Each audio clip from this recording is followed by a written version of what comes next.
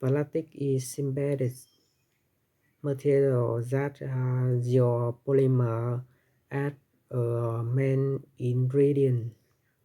Plastic is able to be molded or shaped to any form. Plastic are versatile, lightweight, durable, and some kind of plastic are safe.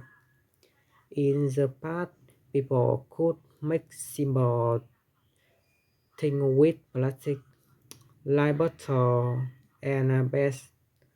Now we can make car, medical tools, and electronic, but not all plastic can be recycled.